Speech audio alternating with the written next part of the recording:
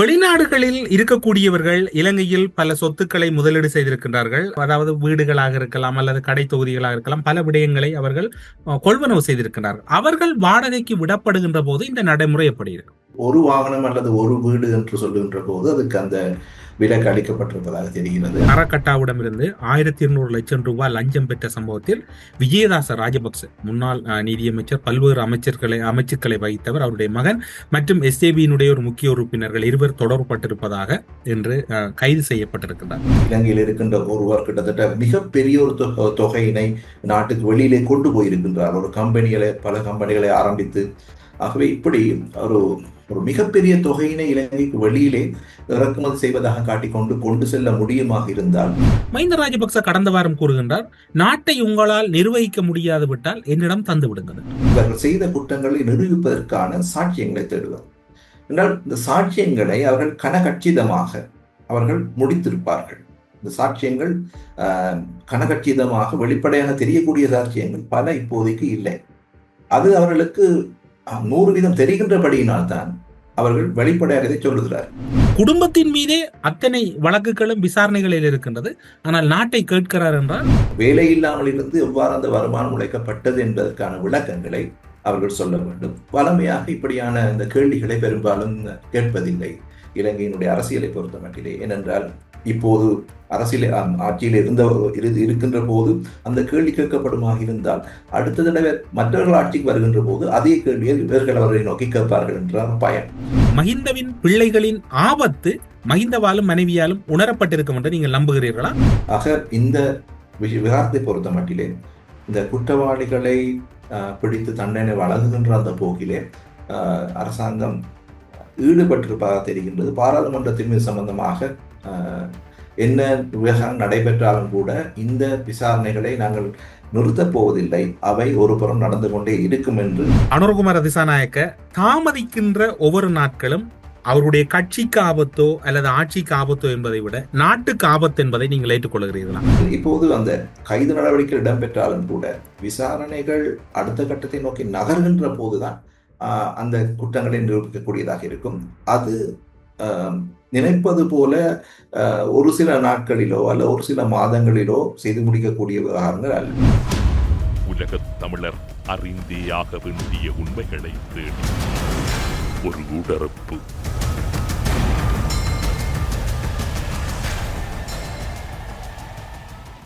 June 27 குளோட்டன் நகரிலே Swiss அரீனாவிலே என்னுடைய இசை நிகழ்ச்சி நடக்கவிருக்கிறது. ஸ்ரீ காளிமாதா ஜோதிடம் உலக புகழ்பெற்ற ஜோதிடர் பண்டித் மகாராஜா. காதல், கல்யாணம், உத்தியோகம், வியாபாரம், கல்வி, குழந்தை பாக்கியம் மற்றும் மந்திர சூனிய பிரச்சனைகளுக்கு நிரந்தர தீர்வு. இன்றைய ஊடறுப்பு நிகழ்ச்சியில் எம்மோடு இணைந்து கொண்டிருக்கக்கூடியவர் கொழும்பு பல்கலைக்கழகத்தின் சிரேஷ்ட விரிவுரையாளர் கலாநிதி கணேசமூர்த்தி அவர்கள். ஊடறுப்பு நிகழ்ச்சியின் சார்பில் உங்களை வரவேற்பதில் மகிழ்ச்சி. வணக்கம். வணக்கம் தமிழ். வணக்கம் ஊடறுப்பு நேயர்களே. இலங்கையின் பொருளாதாரம் தொடர்பில் பல விடயங்களை கடந்த காலங்களிலே முன்வைத்திருக்கின்றீர்கள். பல விமர்சனங்களும் பல வேறுபட்ட துறையினரால் முன்வைக்கப்பட்டுக் கொண்டிருக்கின்றன. இலங்கையில் இனிவரும் நாட்களில் வீடு வாகனம் விற்றல் வரி என்பது நீக்கப்பட்டிருப்பதாக அரசு தரப்பின் இறைவரி திணைக்களகத்தை மேற்கோள் காட்டி செய்தி வெளியாகி இருக்கின்றது. இதனுடைய உண்மையான புரிதல் என்னவாக இருக்கின்றது? கடந்த கால நடைமுறை என்ன? நிகழ்கால நடைமுறைகள் எவ்வாறு அமைய போகின்றது? இல்லை, இந்த ஒரு குறிப்பிட்ட ஒரு நபர் ஒரு வீடு அல்லது ஒரு வாகனம் என்பது ஒரு அடிப்படையான தேவை. ஆகவே அதனை வாங்குகின்ற போதோ அல்லது இருக்கின்ற ஒன்றை விட்டுவிட்டு இன்னொன்றை வாங்குவதற்கு முயலுகின்ற போதோ அது அந்த ஒரு வாகனம் அல்லது ஒரு வீடு என்று சொல்லுகின்ற போது அதுக்கு அந்த விலக்கு அளிக்கப்பட்டிருப்பதாக தெரிகிறது. என்றால் இது இந்த வரி சுமை என்பது இப்போது மிக அதிகமாக கூடிக்கொண்டு போகின்றபடியினாலே பலரது ஒரு கருத்தாக இருந்தது, இந்த தகவல்களை திரட்டுகின்ற போது, அதாவது ஒருவருடைய வீடு வாகனம் சம்பந்தமான தகவல் திரட்டுகின்ற போது அது இந்த சொத்து வரி என்ற ஒன்றை விதிப்பதற்கான ஒரு அடித்தளமாக அதனை கருத போகின்றார் என்ற ஒரு பயம் மக்கள் மத்தியிலே இருந்தது. இப்போது அந்த வீட்டு ஆதனங்கள் மீது விதிக்கப்படுகின்ற வரி விலக்களிக்கப்பட்டிருக்கிறது.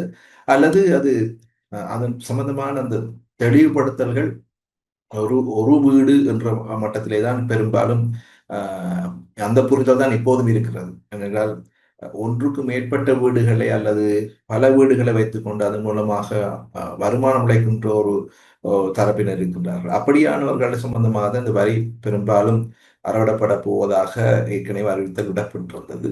இப்போது இந்த வீடுகளை அல்லது வாகனங்களை மாற்றுகின்ற போது அதற்காக ஒரு வரி அறவிடுகின்ற அந்த போக்கு இப்போது கைவிடப்படும் என்று அறிவிக்கப்பட்டிருக்கிறது. அது சம்பந்தமான தெளிவான ஒரு விளக்கம் இன்னும் பொதுமக்கள் மத்தியிலே இல்லை.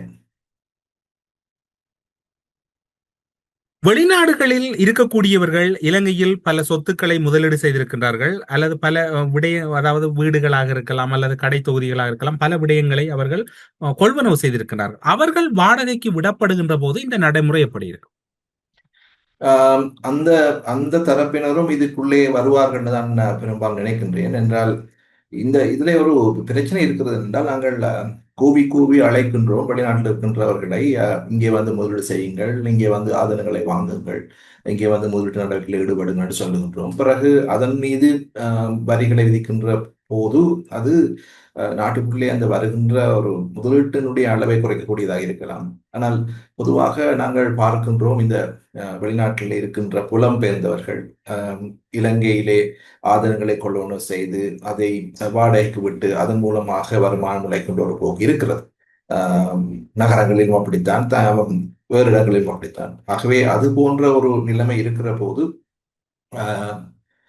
இந்த மாதிரியான ஒரு நிலைமை சரி வராது. ஏனென்றால் இப்போ இருக்கின்ற இந்த முதலீட்டாளர்களை பொறுத்த மட்டிலே இந்த ஆதனங்களிலே முதலீடு செய்கின்றவர்கள் மற்றும் ஏனைய போக்குவரத்து போன்றவற்றிலே முதலீடு செய்திருக்கின்றவர்களை பொறுத்த மட்டிலே அவர்கள் ஒரு வருமானத்தை எதிர்பார்த்து தான் அதை செய்திருக்கின்றார்.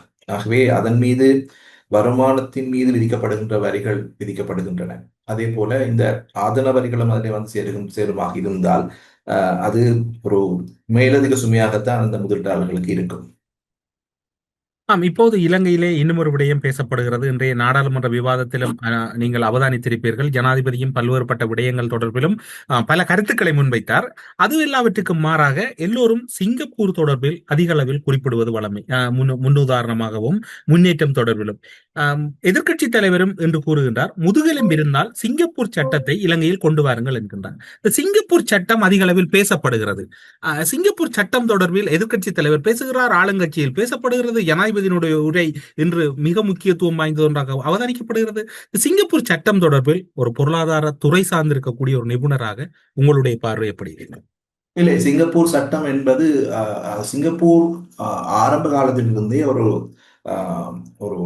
அத்தாரிட்டேரியன் சொல்லக்கூடிய ஒரு தேர்தல் நடைபெற்றாலும் கூட தெரிவு செய்யப்படுகின்ற தலைவர் சிங்கப்பூரை வழிநடத்திய லீ குவான் யூ மிக நீண்ட காலமாக சிங்கப்பூருடைய அதிபராக இருந்தார்.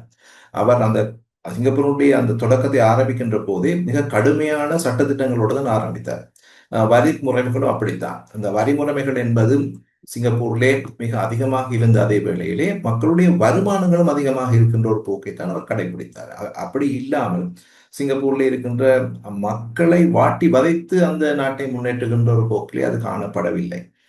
குறிப்பாக சிங்கப்பூர் சட்டத்திட்டங்கள், சுத்தம் பேணுவது, சுற்றாடல் சம்பந்தமான சட்டத்திட்டங்கள், ஊழலுக்கு எதிரான நடைமுறைகள், இது போன்றவை மிக கணிசமான அல்லது மிக அதிகமான அளவிலே அந்த நாட்டின் மீதான அந்த ஈர்ப்பை ஏற்படுத்தியது. மற்ற நாடுகளும் அதே போல தங்களுடைய நாடுகளை அபிவிருத்தி செய்ய வேண்டும் என்ற ஒரு போக்கு காணப்பட்டது.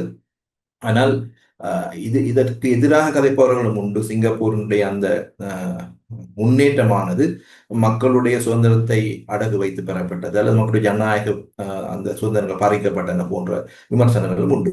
ஆனால் ஒரு விஷயம் நாங்கள் பார்க்க வேண்டும், சிங்கப்பூரிலே அரசு வினைத்திறனாக இயங்கி இருக்கிறது. அந்த காலப்பகுதியிலே வினைத்திறன் சொல்லுகின்ற போது சிங்கப்பூர்ல திரட்டப்படுகின்ற வரி வருவாய் மிக வினைத்திறன வகையிலே அந்த நாட்டினுடைய முன்னேற்றத்துக்காக முதலீடு செய்யப்பட்டிருக்கிறது. ஆகவே அந்த சிங்கப்பூர் சம்பந்தமாக பேசப்படுகின்ற போது வரி திரட்டல், வருவாய் திரட்டல், அந்த வருவாய் சரியான முறையிலே பயன்படுத்தல், ஊழலற்ற நிர்வாகம், குற்றங்களுக்கு எதிரான தண்டனை, இவை அத்தனையும் ஒரு ஒருங்கிணைந்த பேக்கேஜாக தான் அங்கே செயற்படுத்தப்பட்டது. ஆகவே சிங்கப்பூர் என்று பொதுவாக சொல்லிக் கொண்டு பிரயோசனம் இல்லை. அப்படியான ஒரு மாடலை, அப்படியான ஒரு மாதிரியை பின்பற்றுவது இலங்கை போன்ற நாடுகளுக்கு மிகவும் கடினமான ஒன்று. என்றால் இங்கு இருக்கின்ற ஜனநாயக நடைமுறைகள் சிங்கப்பூரை ஒத்ததாக இல்லை. ஆகவே அந்த நடைமுறைகளில் ஒரு சிலவற்றை இங்கே கடைபிடிக்கலாமே அல்லாமல் முழுமையாக சிங்கப்பூர் மாதிரியினை நடைமுறைப்படுத்துவது என்பது இலங்கைக்கு நான் நினைக்கவில்லை ஒத்து வரும் சொல்லி இப்போதும் கூட. ஆனால் இப்போது பல விடயங்கள் தொடர்பில் நாடாளுமன்றத்தில் உரையாற்றப்பட்டுக் கொண்டிருக்கின்ற போது 1200 லட்சம் ரூபாய் விடயம் என்று நீங்கள் பார்த்திருப்பீர்கள். பெரிய கரகட்டாவிடமிருந்து 1200 லட்சம் ரூபாய் லஞ்சம் பெற்ற சம்பவத்தில் விஜயதாச ராஜபக்ச முன்னாள் நீதியமைச்சர், பல்வேறு அமைச்சுக்களை வகித்தவர், அவருடைய மகன் மற்றும் எஸ்ஏபியினுடைய ஒரு முக்கிய உறுப்பினர்கள் இருவர் தொடர்பட்டிருப்பதாக என்று கைது செய்யப்பட்டிருக்கின்றார். இந்த லஞ்ச லாவணியம் என்பது இலங்கையில் இப்படி தலைவிரித்தாடி இருக்கின்றது என்றால் அந்த நாடு எப்படி உருப்படும்? உண்மையாக இதுதான் இந்த இந்த எவ்வளவுதான் ஒரு நாட்டிலே பொருளாதாரத்திலே வளர்ச்சி ஏற்பட்டாலும், பொருளாதார நடவடிக்கைகள் விரிவடைந்தாலும், இப்படி அந்த முறையற்ற விதத்திலே நடைபெறுகின்ற கொடுக்கல் வாங்கல்கள், இப்போது அந்த அந்த நீங்கள் சொன்ன அந்த விவகாரம் ஒரு போதைப் பொருள் வியாபாரியை அல்லது ஒரு பாதாள உலக நடவடிக்கையில் ஈடுபடுகின்ற ஒருடமிருந்து இவ்வளவு மிகப்பெரிய ஒரு தொகையை எவ்வாறு கைமாற்றப்பட்டிருக்கிறது, அதற்கான பின்புலம் என்னென்று பார்க்கின்ற போது, இந்த செய்திகள் வெளிவருகின்ற போது ஆச்சரியமாக இருக்கின்றது, மலைப்பாக இருக்கின்றது. இது எவ்வாறு நடைபெற முடியும் என்று ஒரு ஒரு தோற்றப்பாடு. அப்படியாக இருந்தால் இந்த அரசியல்வாதிகளுக்கும் இப்படியான இந்த நபர்களுக்கும் இடையிலே ஒரு நெருக்கமான தொடர்பு இருப்பது தானே அது இதிலிருந்து வெளிப்படுகிறது. பொதுமக்களை பொறுத்த மட்டிலே இந்த வெளிப்பாடானது இது முதல் தடவை அல்ல. இதற்கு முன்னரும் கூட பல்வேறு சந்தர்ப்பங்களிலே அரசியல்வாதிகள் மற்றும் அவர்களோடு தொடர்புடைய அவருடைய குடும்ப அங்கத்தவர்கள், நண்பர்கள் கூடாக இப்படியான கொடுக்கல் வாங்கல்கள் மேற்கொள்ளப்பட்டமை சம்பந்தமான செய்திகள் அடிக்கடி வந்து கொண்டிருந்தன. ஆனால் இப்போதுதான் இந்த கைது நடவடிக்கைகள் மேற்கொள்ளப்பட்டு வருவதை நாங்கள் காணக்கூடியதாக இருக்கிறது. அதற்கு மேலதிகமான ஒரு செய்தியை நாங்கள் இப்போது காணுகின்றோம். இந்த ஒரு இலங்கையில் இருக்கின்ற ஒருவர் கிட்டத்தட்ட மிகப்பெரிய ஒரு தொகையினை நாட்டுக்கு வெளியிலே கொண்டு போயிருக்கின்றார். ஒரு பல கம்பெனிகளை ஆரம்பித்து நாட்டுக்கு வெளியிலே மிகப்பெரிய தொகையினை இலங்கையிலிருந்து கொண்டு சென்றிருப்பதாகவும் ஒரு செய்தி வந்திருக்கிறது.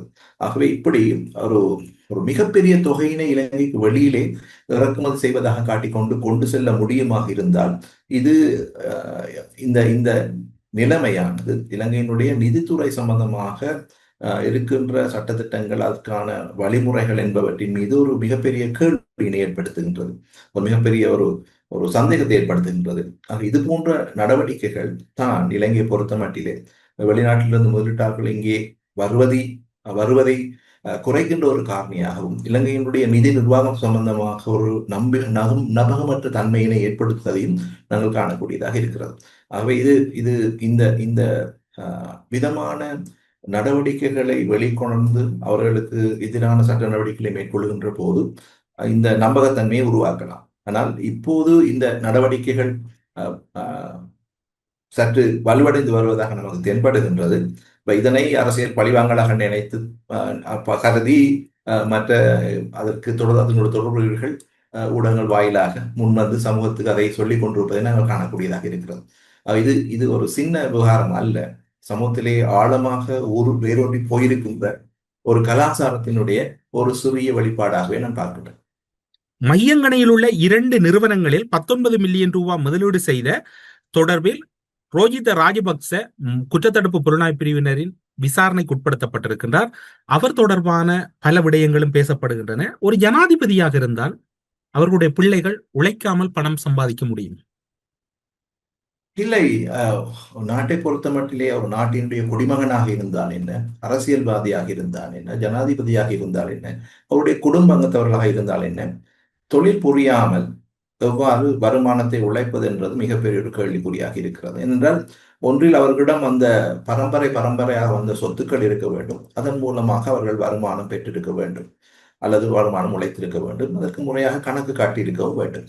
அப்படி இல்லாமல் ஒரு அரசியல்வாதி என்ற ஒரே காரணத்துக்காக பாராளுமன்றத்துக்கு வந்த பின்னர் அந்த 5 வருட காலப்பகுதியோ 10 வருட காலப்பகுதியோ 15 வருட காலப்பகுதியிலோ அவர் மிகப்பெரிய ஒரு பணக்காரராக அல்ல செல்வந்தராக மாறியிருக்காரோ அல்லது அவருடைய குடும்ப அங்கத்தவர்கள் அப்படி மாறி இருக்கின்றார்கள் என்றோ, அல்லது அவருடைய நண்பர்கள், அவருக்கு உதவியாளராக இருக்கின்ற பினாமிகளுடைய செல்வம் அதிகரித்திருக்கிறது என்று சொல்லுகின்ற போது அது ஒரு மிகப்பெரிய கேள்வி ஏற்படுத்துகின்றது.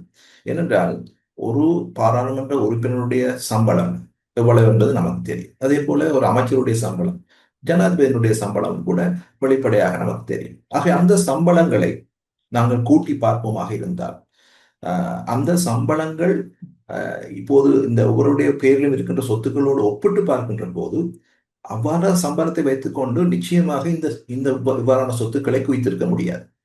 ஆகவே வெளிப்படையாக அவர் சொல்ல வேண்டியது ஒரே ஒரு விஷயம்தான், இந்த சொத்துக்கள் எவ்வாறு நீங்கள் பெற்றுக்கொண்டீர்கள், உங்களுடைய சம்பளத்தை வைத்துக்கொண்டு எப்படி பெற்றுக்கொண்டீர்கள், உங்களுக்கான வருமான மூலாதாரங்கள் என்ன, இவற்றை கேட்டாலே போதுமானது என்று நினைக்கின்றேன். அப்படி இல்லாவிட்டால் அவருடைய சொத்தை எடுத்துக்கொண்டு அது இவருக்கு சொந்தமானதா அவருக்கு சொந்தமானது என்று கேட்பதை விட, உங்களுக்கு இவ்வளவு வருமானம் இருந்தது, இந்த சொத்தை நீங்கள் எப்படி வாங்கினீர்கள், அப்படியாக இருந்தால் அதற்கான விளக்கங்களை அவர் சொல்ல வேண்டியிருக்கும். ஒரு அரசியல்வாதியை பொறுத்த மட்டில் அல்லது அவருடைய குடும்ப அங்கத்தவர்களை பொறுத்த மட்டிலே அவர்கள் அந்த குடும்ப அங்கத்தவர்களாக இருப்பதே ஒரு வருமானமாக பார்க்கின்றார்.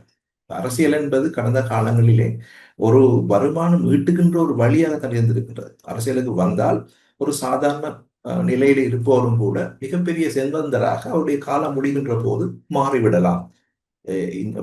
சினிமா துறையில் இருப்பவர்கள் போல, விளையாட்டு துறையில் இருப்பவர்கள் போலவே அரசியல் துறையில் இருப்பவர்களும் வருமானம் ஈட்டக்கூடிய ஒரு வழியாக அதனை பார்த்திருக்கின்றார்கள்.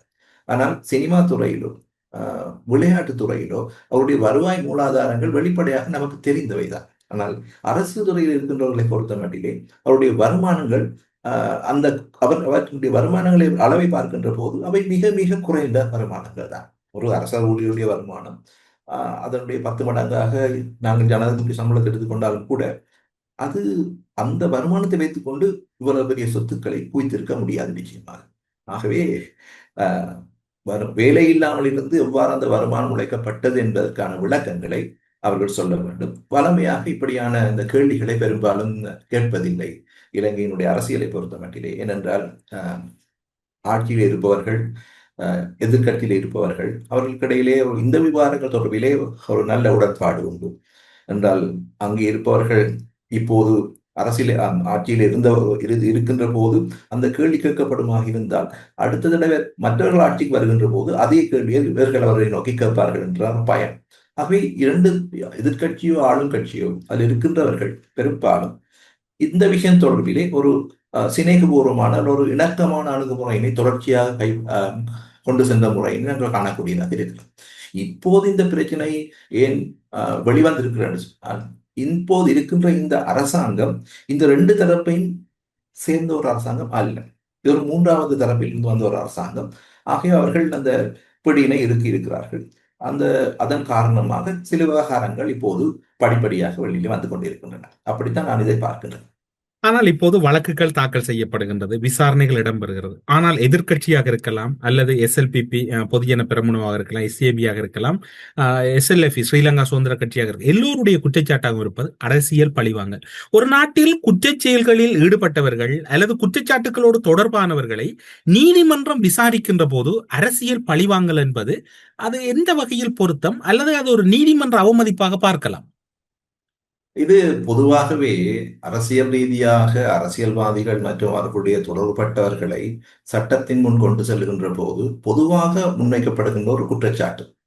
ஆகவே அது அரசியல் பழிவாங்கல் என்ற ஒரு குற்றச்சாட்டை முன்வைத்து விட்டால் அதனுடைய அந்த தாக்கம் நீர்த்து போகும் பொதுமக்கள் மத்தியிலே. அந்த பொதுமக்கள் மத்தியிலே அந்த செல்வாக்கை தக்க வைத்துக் கொள்வதற்காகத்தான் இப்படியான வேலைகளை செய்கின்றார். அதில் இன்னொரு விஷயத்தை நீங்கள் பார்க்கலாம். அப்படியான குற்றச்சாட்டுக்கு உள்ளாகுகின்றவர்கள் நீதிமன்றங்களுக்கு செல்லுகின்ற போது அவர்கள் பெரும்பாலும் சொல்லுகின்ற விஷயம்தான், எனக்கு மறந்து போய்விட்டது, இது நீண்ட காலத்துக்கு முன்னர் நடந்தபடியினால் எனக்கு இப்போது ஞாபகம் இல்லை. அவை இப்படியான நிலைமை வருகின்ற போது இப்போது வழக்குகள் தொடரப்பட்டாலும் கூட நீங்கள் பார்க்கலாம் நீதிமன்றங்களிலே அவருடைய அந்த வெளிப்பாடுகள் எப்படி இருக்கும் என்று சொன்னால், எனக்கு ஞாபகம் இல்லை இது எப்ப நடந்தது, இது சம்பந்தமான விளக்கங்கள் எனக்கு ஞாபகம் இல்லாத ஒரு நிலைமை இருக்கிறது, அல்லது நான் இதில் தொடர்புபடவில்லை. சாதாரணமாக இப்போது நாங்கள் ஒரு ஒரு வருமானம் சம்பந்தமான ஒரு விளக்கத்தை கேட்பதற்காக கொண்டு சென்றாலும் கூட அவர்கள் சொல்லுகின்ற விவகாரங்களை பொறுத்த மட்டிலே இது ஞாபகம் இல்லை அல்லது இது எனக்கு இப்போதைக்கு ரீகால் பண்ண முடியாது, அது விதமான ஆவணங்கள் என்னிடம் இல்லை என்று சொல்லி அவர்கள் அதை கடந்து போகிறதுக்கான முயற்சிகளில் ஈடுபடுவதை நாங்கள் காணக்கூடியதாக இருக்கிறோம்.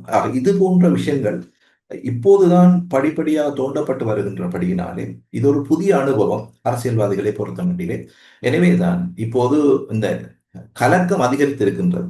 இப்படி நாளாந்தம் நாங்கள் பார்க்கின்றோம், இப்படியான ஒரு நாளாந்தம் பல்வேறு நபர்களை அழைக்கின்றார்கள், அவர்களோடு விசாரணைகள் நடக்கின்றன, சிலர் கைது செய்யப்படுகின்றார்கள், சிலர் வெளியில விடப்படுகின்றார்கள், சிலர் பிணையிலே விடப்படுகின்றார்கள்.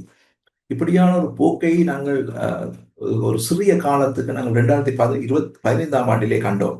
2015 ஆண்டிலே வந்த அரசாங்கம் அந்த விசாரணைகளை ஆரம்பித்த போது இந்த நீதி குற்ற விசாரணை பிரிவுக்கு நாளாந்தம் அரசியல்வாதிகள் வந்து செல்வதை நாங்கள் கண்டோம். ஆனால் அந்த நிதி குற்ற விசாரணை பிரிவு பின்னர் செயலிழந்து போனது. ஒரு வருடங்களுக்கு தான் நீங்கள் கூறிய அந்த சூடு இருந்தது. அதன் பின்னர் அந்த சூட்டு நிலைமை தணிந்து அது ஒரு செயலற்ற இடமாக மாறிவிட்டது அந்த ஒரு வருடத்தின். அப்படி இல்லையா? ஆமா, அதற்கு தெளிவான காரணங்கள் இருந்தன. என்று சொன்னால் அந்த காலப்பகுதியில் இருந்த பிரதமர் அந்த விசாரணைகளை ஒரு கட்டத்துக்கு அப்பால் கொண்டு செல்ல விடவில்லை. அதுதான் உண்மையான காரணம். ரணில் விக்ரமசிங்க. ஆமா, இப்போது அப்படியான ஒரு நிலைமை இல்லை. இப்போது அரசாங்கத்துக்கு இந்த விசாரணைகள் அவசியப்படுகின்றன. சில விஷயங்களை மக்களை நோக்கி நகர்த்துவதற்கு. ஆகவே இந்த அதாவது அரசியல்வாதிகள், ஊழல் செய்த அரசியல்வாதிகளை தண்டிப்போம், பிழைகள் நடந்திருந்தால் அதனை நாங்கள் விடப்போவதில்லை போன்ற விதமாக அரசியல் களத்திலே சொல்லப்பட்ட அந்த வாக்குறுதிகள் இப்போது சூடுபிடிக்க ஆரம்பித்திருக்கின்றன. ஆகவே இதுவரை இந்த விஷயம் தொடர்பிலே எந்த விதமான சமரசமும் இல்லை என்ற ஒரு போக்கிலே இப்போதைய அரசாங்கம் செயற்பட்டு வருவதை காணக்கூடியதாக இருக்கிறது. ஏர்பஸ் கொடுக்கல் வாங்கல் விவகாரம், அந்த ஒருவர் இறந்த பின்னர் அது அப்படியே கிடப்பில் போடப்பட்டு விட்டன. மஹிந்த ராஜபக்சவின் புதல்வர்கள் மீது பல்வேறுபட்ட ஊழல் வழக்குகள் நிலுவையில் இருக்கின்ற போது மஹிந்த ராஜபக்ச கடந்த வாரம் கூறுகின்றார், நாட்டை உங்களால் நிர்வகிக்க முடியாது விட்டால் என்னிடம் தந்து விடுங்கள் என்று. அதனை நீங்கள் ஒரு துறை சார்ந்த ஒரு துறை சார்ந்த நிபுணராகவும் அதே நேரத்திலே அரசியலையும் மிக நுணுக்கமாக பார்க்கக்கூடிய ஒருவராக குடும்பத்தின் மீதே அத்தனை வழக்குகளும் விசாரணைகளில் இருக்கின்றது, ஆனால் நாட்டை கேட்கிறார் என்றால் அதனை எப்படி பார்ப்பது? இல்லை, இவர்கள் அத்தனை பேருமே, அந்த குடும்பம் மட்டுமல்ல, அந்த காலப்பகுதியில் இருந்த அரசியல்வாதிகள் அத்தனை பேருமே முடிந்தால் எங்களை பிடியுங்கள், குற்றங்களை நிரூபியுங்கள் தான் சொல்லிக் கொண்டிருக்கிறார்களே தவிர தொடர்ந்தேச்சியாக அவர்கள் தாங்கள் இருந்த காலப்பகுதியிலே நடந்த சம்பவங்களுக்காக மனம் வருந்தியதாகவோ தாங்கள் பிழைவிட்டதாகவோ ஒருபோதும் ஏற்றுக்கொண்டதில்லை. அதை நீங்கள் மிக தெளிவாக அவதானிக்கலாம். முடிந்தால் பிடியுங்கள் என்று தான் சொல்லுகின்றார்களே ஒழிய அவர்கள் அவ்வாறு நடந்து கொண்டதாக அவர்கள் ஏற்றுக்கொள்ள தயாராக இல்லை.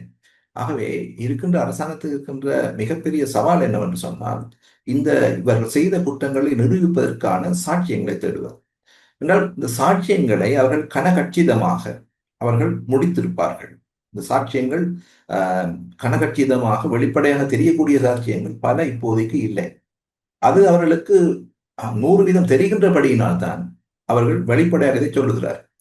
மஹிந்த ராஜபக்சே பொறுத்த மட்டிலே அவருடைய செல்வாக்கு ஓரளவுக்கு சரிந்திருந்தாலும் கூட அவருக்கென்ற இருக்கின்ற ஒரு கூட்டம் இருக்கிறது. எனவே அவர்களை மூலமாக அடுத்த கட்டத்துக்கு நகர்வதற்கான ஒரு பணியிலே அவர் ஈடுபட்டு இருக்கின்றார். அது இப்போதைக்கு தேவைப்படுகிறது. அவர் அந்த கதைகளை சொல்ல வேண்டியது அவசியமாகிறது. ஆனால் இந்த அரசாங்கம் முறையான வகையிலே இந்த விசாரணைகளை நடத்தி அதற்கான ஆதாரங்களை சமர்ப்பித்து நீதிமன்றத்தின் ஊடாக அவர்கள் குற்றவாளிகள் நிரூபிக்கப்படுகின்ற வரை அவர்களால் இவ்வாறான கதைகளை சொல்லிக் கொண்டிருக்க முடியும். ஆகவே இந்த சாட்சியங்கள் அளிக்கப்பட்டிருந்தாலும் கூட பல விவகாரங்களில் நீங்கள் பார்க்கலாம், முக்கியமான சாட்சியங்கள் அளிக்கப்பட்டிருக்கின்றன. ஆனாலும் கூட சில விஷயங்களை சொல்லுவார்கள், ஃபொரென்சிக் இன்வெஸ்டிகேஷன் சொல்லிப்போம். அந்த மாதிரியான விவகாரங்களை கையாள்வதன் மூலமாக நிச்சயமாக அந்த சாட்சியங்களை ஏதோ ஒரு வகையிலே அவர்களால் மீள கொண்டு வர முடியும். அது சுருக்கமாக சொல்லுவார்கள், இந்த அரசியல்வாதிகளை இந்த குற்றச்சாட்டுகளை சுமத்தி கைது செய்யலாம், அவர்களை நீதிமன்றத்துக்கு கொண்டு செல்லலாம், அவர்களை தொடர்ந்து நீதிமன்றம் வைத்திருக்காது, அநேகமாக அவர்கள் பிணையிலே விடப்படுவார்கள். அதன் பிறகு அந்த விசாரணைகள் தொடர்ந்து போய்கொண்டே இருக்கும். ஒரு சிலர் அரசியல்வாதிகளை தவிர பெரும்பாலான சந்தர்ப்பங்களில் இது காலதாமதம் ஆய்கொண்டு போகின்ற ஒரு போக்கை நாங்கள் காணுகின்றோம். பெரும்பாலும் அந்த காலதாமதங்கள் என்பது ஆட்சி மாற்றங்கள் ஏற்படுகின்ற போது இந்த விசாரணைகள் அடுத்த கட்டத்துக்கு நகர முடியாமல் போன சந்தர்ப்பங்களை நாங்கள் பார்த்திருக்கோம். இப்படியான ஒரு சூழலிலே இப்போது இடம்பெற்று வருகின்ற இந்த விசாரணைகள், அது சம்பந்தமான கைது நடவடிக்கைகள் எல்லாவற்றையும் மக்கள் ஆர்வமாக பார்க்கின்ற அதே வேளையிலே இந்த கைது நடவடிக்கையின் மூலமாக பெறப்படுகின்ற அந்த குற்றச்சாட்டுகள், சுமத்தப்படுகின்ற குற்றச்சாட்டுகளை நிரூபிக்க வேண்டிய கட்டாயம் இருக்கின்றது. அப்படி இல்லாத சந்தர்ப்பங்களிலே நீதிமன்றங்களிலே அவர்கள் வெளிவரவும் கூடும். அப்படி வெளிவருகின்ற போது அவர்கள் அதையே ஒரு மூலதனமாக பயன்படுத்தி அடுத்த கட்டத்துக்கு நகரவும் முடியும். ஆகவே இது இந்த இந்த இந்த நடவடிக்கைகள் பாராட்டத்தக்கவை. இது மிக ஒரு ஒரு ஒரு சிறந்த ஒரு ஒரு ஒரு ஆரம்பத்தை கொடுத்திருப்பதாக நாங்கள் நம்பலாம். ஆனால் அதற்கு மேலதிகமாக இருக்கின்ற விஷயங்கள் தான் இந்த விசாரணைகள் ஊடாக அந்த குற்றங்கள் நிரூபிக்கப்பட வேண்டும். அப்படியான சம்பவம் நடந்தன என்பது சம்பந்தமாக சந்தேகத்துக்கு இல்லாமல் வகையிலே நிரூபிக்கப்பட்டால் அன்றி நீதித்துறையின் ஊடாக அவர்களை தண்டிக்கக்கூடிய வாய்ப்புகள் குறைவாக இருக்கும்.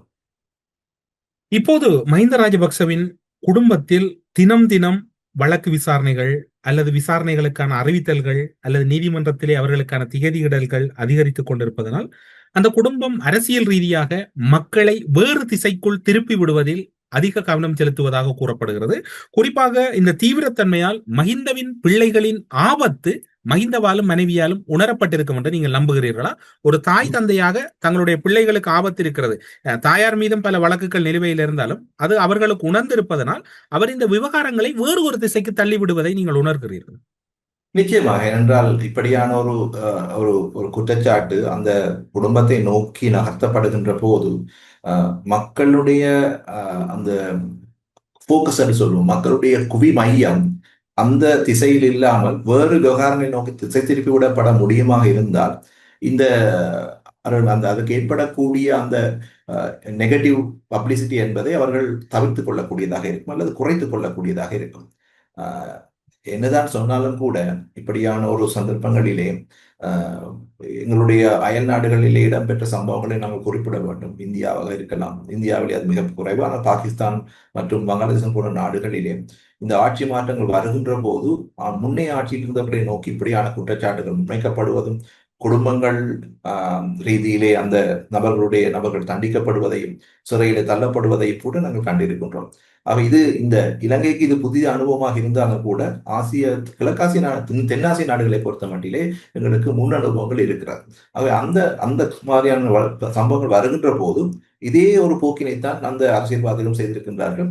அந்த சம்பவங்கள் களத்துக்கு வருகின்ற போதும் மக்களுடைய கவனத்தை வேறு திசை திருப்பி விடக்கூடிய விவகாரங்களை கொண்டு வருவதன் மூலமாக அந்த சம்பவங்கள் ஏற்படக்கூடிய அந்த பாதிப்பினை குறைப்பதற்கான முயற்சிகளில் அவர்கள் ஈடுபடுகின்றார்கள். அதே போல மஹிந்த ராஜபக்ச குடும்பமும் கூட இப்போது தங்களுடைய குடும்ப அங்கத்தவர்களுக்கு எதிராக வருகின்ற ஒவ்வொரு குற்றச்சாட்டுகள் நிச்சயமாக அவருடைய அந்த உள்ளக ரீதியிலே அவருடைய உடல்நிலையை பாதித்திருந்தாலும் கூட அது ஒரு அரசியல் குடும்பம். ஆகிய அரசியல் குடும்பங்களை பொறுத்த மட்டிலே அவர்கள் அந்த வருகின்ற நெகட்டிவ் விஷயங்களை, அதாவது எதிர்மறையான விஷயங்களை தங்களுக்கு சாதகமாக பயன்படுத்திக் கொள்வதிலே எப்போதுமே குறியாக இருப்பார்கள். அவை அந்த நடவடிக்கை தொடர்கிறது. வேறு விதங்களிலே அவர்களை அந்த விவகாரங்களை திசை திருப்பி விடுவதன் மூலமாக, குறிப்பாக இந்த சமய விவகாரங்களை அந்த திசையிலே தங்களுடைய ஆதரவை திரட்டிக் கொள்வதற்காக முயற்சித்தார்கள். ஆனால் அது ஒரு கட்டத்துக்கு அப்பால் அது சரிவரவில்லை. ஆகவே ஒரு இந்த இடத்திலே வேறொரு அரசாங்கம் இருந்திருக்குமாக இருந்தால் இந்த அளவுக்கு இந்த விவகாரங்கள் வெளியிலே வந்திருக்காது. அது மட்டும் உறுதியாக சொல்ல முடியும். இப்போது இருக்கின்ற இந்த அரசாங்கம் அந்த விஷயங்களை வெளியிலே கொண்டு வர வேண்டும் என்பதிலே அரசியலாக இருக்கின்றபடியினால்தான் இந்த அளவு தூரமாவது நடந்திருக்கிறது. இப்போது இருக்கக்கூடிய சூழ்நிலையில் அனுரகுமார திசாநாயக்க தாமதிக்கின்ற ஒவ்வொரு நாட்களும் அவருடைய கட்சிக்கு ஆபத்தோ அல்லது ஆட்சிக்கு ஆபத்தோ என்பதை விட நாட்டுக்கு ஆபத்து என்பதை நீங்கள் ஏற்றுக்கொள்கிறீர்களா? குற்றம் சாட்டப்பட்டவர்கள் விவகாரங்களில் நீதிமன்றம் விரைந்து நடவடிக்கை எடுக்க வேண்டும். குற்றத்தடுப்பு புலனாய்வு பிரிவினர், நிதி புலனாய்வு பிரிவினர் இந்த விடயங்களிலே துரிதமாக செயற்பட வேண்டும். அதற்கு இந்த ஆட்சியாளர்கள் இடம் கொடுக்க வேண்டும். அல்லது தாமதிக்கின்ற ஒவ்வொரு நாட்களும் நீங்கள் கூறியது போன்று நல்லாட்சி காலப்பகுதியிலே தொடக்கம் ஒரு வருடம் இருந்த வேகம் அடுத்த வருடத்தில் முழுமையாக செயலிழந்தது போன்றோ இப்போது இந்த அரசு இந்த விடயத்திலே முனைப்போடு செயற்பட வேண்டும் அந்த தாமதம் அல்லது இவ்வளவு காலமும் தாமதித்தது போன்று இப்போது மீண்டும் இதனை ஒரு உச்சத்துக்கு எடுத்துவிட்டு மீண்டும் தாமதிக்க போகின்ற செயற்பாடு அனுமதிக்கக்கூடியதாக இருக்கும்? இல்லை, இலங்கையை பொறுத்த மட்டிலே இலங்கையினுடைய குற்றப்புலனாய்வு திணைக்களமாக இருக்கலாம், அல்லது சம்பந்தமாக விசாரிக்கின்ற நீதி குற்றவியல் சம்பந்தமான பிரிவினராக இருக்கலாம். அந்த பிரிவுகள் எப்போதுமே வினைத்திறனான பிரிவுகள். அதில் இருக்கின்ற அதிகாரிகள் மிகவும் வினைத்திறனானவர்கள். அதில் எந்த மாற்று கருத்தையும் நான் கொண்டிருக்கவில்லை. அரசியல் ரீதியான தலையீடுகள் இல்லாத பட்சத்திலே அவர்கள் தங்களுடைய கடமைகளை மிகவும் வினைத்திறனாக ஆற்றக்கூடிய தன்மையை கொண்டிருக்கக்கூடிய அதிகாரிகளாகத்தான் இருந்திருக்கிறார்கள். ஒரு சிலர் அரசியல்வாதிகளுடைய செல்வாக்குக்கு உட்பட்டிருக்க கூடும். ஆனால் ஒரு சிஸ்டம் என்று பார்க்கின்ற போது, அந்த குறிப்பிட்ட ஒரு துறை சார்ந்த ரீதியிலே பார்க்கின்ற போது அவை வினைத்திறனாகத்தான் இயங்கி இருக்கின்றன. அந்த அந்த அதிகாரிகளுக்குரிய அந்த இடத்தை கொடுத்து விட்டு அரசியல்வாதிகள் தங்களுடைய தலையீட்டை குறைத்துக் கொண்டிருக்கின்ற காரணத்தினால் இந்த விவகாரங்கள் வெளியிலே வந்திருக்கின்றன. ஆனால் இப்போது அந்த கைது நடவடிக்கை இடம்பெற்றாலும் கூட விசாரணைகள் அடுத்த கட்டத்தை நோக்கி நகர்கின்ற போதுதான் அந்த குற்றங்களை நிரூபிக்கக்கூடியதாக இருக்கும். அது நினைப்பது போல ஒரு சில நாட்களிலோ அல்ல ஒரு சில மாதங்களிலோ செய்து முடிக்கக்கூடிய விவகாரங்கள் அல்ல. ஆகவே அது நீதிமன்றங்களுக்கு செல்லுகின்ற போது அதற்கான தீர்ப்புகள் வருவதற்கான காலப்பகுதிகளும் மிக நீண்ட காலத்துக்கு போகக்கூடிய வாய்ப்பு இருக்கிறது. அது ஒரு புறம் அந்த கேஸ் ஒரு விவகாரம் வந்தால் உடனடியாக ஒரு கைது நடக்கும். அதன் பிறகு அவர் விளக்கமறியலில் வைக்கப்படலாம். அப்படி வைக்கப்படுகின்ற போது நோய்வாய்ப்படலாம். அவர் நோய்வாய்ப்படுகின்ற போது வைத்தியசாலையிலே தனியார் வைத்தியசாலையாகலாம் கொண்டு செல்லப்படலாம். அப்படி அதிலே இருந்து கொண்டே பிணை அவருக்கு வழங்கப்படக்கூடிய வாய்ப்பு உண்டு. பிணை பெற்று சென்றதற்கு பிறகு மேலதிக விசாரணை நடைபெறும். அந்த மேலதிக விசாரணையினுடைய முன்னேற்றத்தை அடிப்படையாக வைத்துக் கொண்டுதான் குற்றம் நிரூபிக்கப்பட்டு தண்டனை வழங்கப்படும். ஆனால் அதற்கு ஒரு கணிசமான காலம் எடுக்கும். ஆகவே இது பொதுவாக நாங்கள் அவதானிக்கின்ற ஒரு விஷயம்தான். ஆகவே இந்த விவகாரத்தை நாங்கள் உடனடியாக முடிக்கவும் முடியாது. ஏனென்றால் விசாரணை அதிகாரிகளுக்கு ஒரு கால இடைவெளி தேவை, நீதிமன்ற நடவடிக்கைகளுக்கும் கால இடைவெளி தேவை. ஆகவே இதை துரிதமாக விசாரித்து முடிப்பதற்காக சில விசேஷமான கட்டமைப்புகளை உருவாக்கக்கூடியதாக இருக்கும். அப்படியான கட்டமைப்புகளை உருவாக்கி இதை செயற்படுத்தக்கூடியதாக இருக்கும். நான் நினைக்கின்றேன் அரசாங்கம் அந்த துறையிலே வகையிலே சில நடவடிக்கைகளை எடுத்திருப்பதாக தெரிகிறது. ஆக இந்த விவகாரத்தை பொறுத்த மட்டிலே இந்த குற்றவாளிகளை பிடித்து தண்டனை வழங்குகின்ற அந்த போக்கிலே அரசாங்கம் ஈடுபட்டிருப்பதாக தெரிகின்றது. பாராளுமன்றத்தின் மீது சம்பந்தமாக என்ன விவகாரம் நடைபெற்றாலும் கூட இந்த விசாரணைகளை நாங்கள் நிறுத்தப் போவதில்லை, அவை ஒரு புறம் நடந்து கொண்டே இருக்கும் என்று அரசாங்கத்தினுடைய பேசவல்ல அமைச்சர்கள் வெளிப்படையாகவே சொல்லியிருக்கிறார்கள். அந்த விவகாரத்தை பார்க்கின்ற போது இந்த விசாரணைகள் தொடரும். சில வேளைகளிலே அதிலே ஒரு தொய்வு ஏற்பட்டது போல தெரிந்தாலும் கூட அவை தொடர்ந்து செல்லக்கூடிய ஒரு நிலைமை இருக்கிறது. விசாரணை அதிகாரிகளும் தங்களுடைய கடமைகளை சுதந்திரமாக செய்யக்கூடிய ஒரு நிலைமை இருக்கின்றபடியினாலே இவை பெரும்பாலும் அடுத்த கட்டங்களுக்கு நகர்ந்து செல்லக்கூடிய ஒரு நிலைமை வரும். குற்றவாளிகளுக்கு தண்டனை வழங்கப்படக்கூடிய நிலைமைகளையும் நாங்கள் காணக்கூடியதாக இருக்கும் எதிர்காலத்தில். இப்போது நீங்கள் கூறுகின்ற இத்தனை விடயங்களையும் நீதிமன்றங்களூடாக அவர்கள் சிலருக்கு தண்டனை விதிக்கப்பட்டிருக்கிறார், சிறையில் அடைக்கப்பட்டிருக்கிறார்கள். கடுமையான தண்டனைகள் இல்லாதன் வெளிப்பாடுதான் இலங்கை போன்ற நாடுகளில் ஊழல் அதிகரிப்பதற்கு அல்லது லஞ்சம் அதிகரிப்பதற்கு காரணமாக இருக்கின்றது. அந்த கடுமையான சட்டத்தை அரசு இதே சமகாலத்திலே இயற்ற வேண்டிய ஒரு தேவை இருப்பதை நீங்கள் உணர்கிறீர்களா? இல்லை, இருக்கின்ற சட்டங்களை அடிப்படையாக வைத்துக்கொண்டே நாங்கள் இந்த குற்றங்களை கையாளக்கூடியதாக இருக்கும். ஏனென்றால் இப்போ என்ன பிரச்சனை என்று சொன்னால், இந்த குற்றங்கள் தொடர்பாக முக்கியமான நபர்கள், மிக முக்கியமான நபர்கள் எவரும் இதுவரை சிறைக்கு செல்லவில்லை. சில அமைச்சர்கள் சென்றிருக்கிறார்கள், சில அதிகாரிகள் சென்றிருக்கிறார்களே தவிர முக்கியமான நபர்கள், புள்ளிகள் இதுவரையிலே உள்ளே செல்லவில்லை. ஆகவே அவர்கள் சம்பந்தமாக எடுக்கப்படுகின்ற நடவடிக்கைகள் ஊடாக முக்கியமான புள்ளிகள் உள்ளே செல்லுகின்ற போது மற்றவர்களுக்கும் அது சம்பந்தமான பயம் வரும். ஆக இந்த விவகாரத்திலே நான் நினைக்கவில்லை இலங்கைக்கு மேலதிகமான சட்டங்கள் தேவை என்றோ அல்லது தண்டிப்பதற்கான இது தேவை என்றோ. இலங்கையில் இருக்கின்ற சட்டங்களை அடிப்படையாக வைத்துக் கொண்டே இந்த விவகாரங்களை கையாளக்கூடியதாக இருக்கும். இப்போது இலங்கையில் இருக்கக்கூடிய சட்டங்களை கையாளக்கூடியதாக இருக்கும் என்று நீங்கள் கூறினாலும், ஆனால் இலங்கையில் இருக்கக்கூடிய சட்டங்கள் அந்த வகையில் ஏற்பாடுகளை செய்திருந்தாலும், வருகின்ற ஒரு ஆட்சி மாற்றம் அல்லது சிங்கப்பூர் போன்ற தொடக்க காலத்தில் இருந்த கடும் போக்கான செயற்பாடுகள் இலங்கையில் இல்லை என்கின்ற குற்றச்சாட்டு முன்வைக்கப்படுகிறது. இல்லை, அதுதான் இலங்கை ஒரு ஜனநாயக நாடு. சிங்கப்பூர்ல இருந்தது போன்ற அந்த கடுமையான சட்டங்களை இலங்கை போன்ற ஒரு ஜனநாயக நாட்டிலே கொண்டு வருவது என்பது அவ்வளவு இலகுவானது அல்ல. நீங்கள் பார்க்கலாம், இந்த சில சட்டங்களுக்கு எதிராக மக்கள் மத்தியிலே ஒரு எதிர்ப்பு இருக்கிறது. சிங்கப்பூரை பொறுத்த மட்டிலே நான் ஏற்கனவே சொன்னது போல, சிங்கப்பூரை உருவாக்கிய சிங்கப்பூரின் சிற்பி ஆரம்பத்திலேயே அந்த கடுமையான சட்டங்களை கொண்டு வந்தபடியினாலே தான் அதை கட்டுப்படுத்தக்கூடியதாக இருந்தது. அதிலே ஒரு மட்டுப்படுத்தப்பட்ட ஒரு ஜனநாயகமாகத்தான் அது இருந்தது. இலங்கையினுடைய ஜனநாயகம் அவ்வாறு பட்ட ஒரு ஜனநாயகம் அல்ல. அப்ப இலங்கையிலே இது போன்ற சிங்கப்பூர் போன்ற ஒரு கடுமையான சட்டத்தை கொண்டு வந்து அதை நடைமுறைப்படுத்துகின்ற போது அந்த கட்சி அடுத்த தடவை ஆட்சிக்கு வராது என்பதை நாங்கள் உறுதியாக சொல்ல முடியும். இது ஒரு வகையிலே ஒரு பாராளுமன்ற ஜனநாயகம் என்று சொல்லப்படுகின்ற மக்களுடைய ஆட்சியை அடிப்படையாக கொண்ட ஒரு ஜனநாயக நாட்டிலே மிக கடுமையான சட்டங்களை கொண்டு வருவது என்பது அவ்வளவு இலகுவான காரியம் அல்ல. ஆகவேதான் இருக்கின்ற சட்டங்களிலே சில ஏற்பாடுகளை மாற்றியமைப்பதனூடாக இந்த விவகாரங்களை கையாளாமை அல்லாமல் மிக கடுமையான சட்டங்களை கொண்டு வந்து அமுல்படுத்துகின்ற போது அது அரசியல் ரீதியாக மிகப்பெரிய பாதிப்புகளை அதை கொண்டு வருகின்ற கட்சிக்கு ஏற்படுத்தும். ஏனென்றால் ஒரு தனி கட்சி அரசாங்கம் அல்ல இலங்கையிலே இருப்பது. லீ குவான் யூனுடைய அரசாங்கம் வந்து ஒரு தனி கட்சி அரசாங்கமாக மிக நீண்ட காலமாக இருந்திருக்கின்றது. எதிர்கட்சி மிக பலவீனமானதாக இருந்திருக்கிறது. எனவேதான் அந்த நாட்டிலே அவ்வாறான சட்டங்களை கொண்டு வந்து இந்த விவகாரங்களை குறுகிய காலத்துக்குள்ளேயே கையாளக்கூடியதாக இருந்தது. இது விடுபட்டு போய் மிகவும் ஒரு ஜனநாயகம் என்று வருகின்ற போது மிக பாராளுமன்றம் என்று வருகின்றது, அடுத்தடுத்து லேயர்ஸ் இருக்கின்றன. அப்படிப்பட்ட ஒரு ஜனநாயக நாட்டிலே இப்படியான கடுமையான சட்டங்களை கொண்டு வருவது என்பது இலகுவானது அல்ல.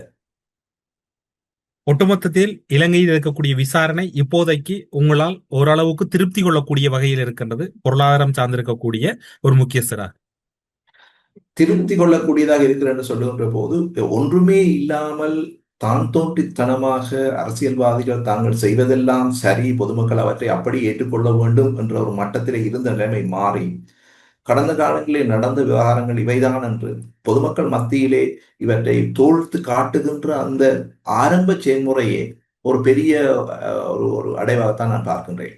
என்றால் அடுத்த கட்டங்களுக்கு செல்லுகின்ற போது அடுத்தடுத்த தடவையிலே அது நீதித்துறையினுடைய கட்டுப்பாட்டிலே இருக்கிறது. நாம் அது சம்பந்தமாக கருத்து சொல்லக்கூடாது, முடியாது. ஆகவே அதற்கான அந்த உறுதியான அந்த எவிடன்ஸ் சொல்லுகின்றோம், சாட்சியங்கள் தான் மிக முக்கியம். கைது செய்வது முக்கியம் இல்லை.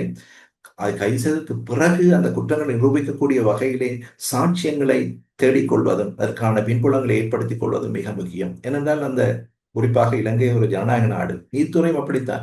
நிச்சயமாக அவர்கள் சார்பிலே மிக திறமையான வக்கீல்கள் வாதாட வருவார். மிக திறமையானவர்கள் இருக்கின்றார்கள் இலங்கையிலே. குற்றவியல் சட்டம் சம்பந்தமாகவோ மிக மிக திறமையான வக்கீல்கள் இருக்கிறார்கள்.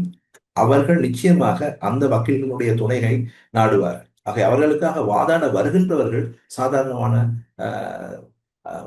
சட்டத்தரணிகளாக இருக்க போகுது. ஆகவே அவர்கள் முன்வைக்கின்ற வாதங்களை உடைக்கக்கூடியவாறு தேவையான சாட்சியங்களோடு இந்த அரசு தரப்பு அதை நிரூபித்தாராக இருக்க வேண்டும். எனவேதான் சொல்லுகின்றேன், அதற்கான சாட்சியங்கள் என்பது மிக மிக முக்கியமானது. அந்த சாட்சியங்களின் அடிப்படையிலே தான் நீதிமன்றம் ஒரு தீர்ப்பை வழங்கக்கூடியதாக இருக்கும். ஊடல்பு நிகழ்ச்சியில் இணைந்து கொண்டு பல முக்கியமான விடயங்கள், தற்போது இடம்பெறுகின்ற விசாரணை, இலங்கையின் பொருளாதாரம் தொடர்பிலான அரசினுடைய கடந்த கால நிகழ்கால நிலைப்பாடுகள் என்று பல விடயங்களை வெளிப்படுத்தியமைக்காக சிறப்பு நன்றிகளோடு உங்களிடம் விடைபெற்றுக் கொள்கிறோம். நன்றி, வணக்கம். நன்றி தமிழ், நன்றி ஊடல்பு நேயர்களே, வாய்ப்புக்கு நன்றி. ஜூன் 27 குளோட்டன் நகரிலே சுவிஸ் அரினாவிலே என்னுடைய இசை நிகழ்ச்சி நடக்கவிருக்கிறது. Be there and we are all waiting to see you all. Sri Kalimata ஜோதிடம் உலக புகழ்பெற்ற ஜோதிடர் பண்டித் மகாராஜா. காதல், கல்யாணம், உத்தியோகம், வியாபாரம், கல்வி, குழந்தை பாக்கியம் மற்றும் மந்திரசூனிய பிரச்சனைகளுக்கு நிரந்தர தீர்வு. உலக தமிழர் அறிந்தே ஆக வேண்டிய உண்மைகளை தேடி ஒரு உடறப்பு.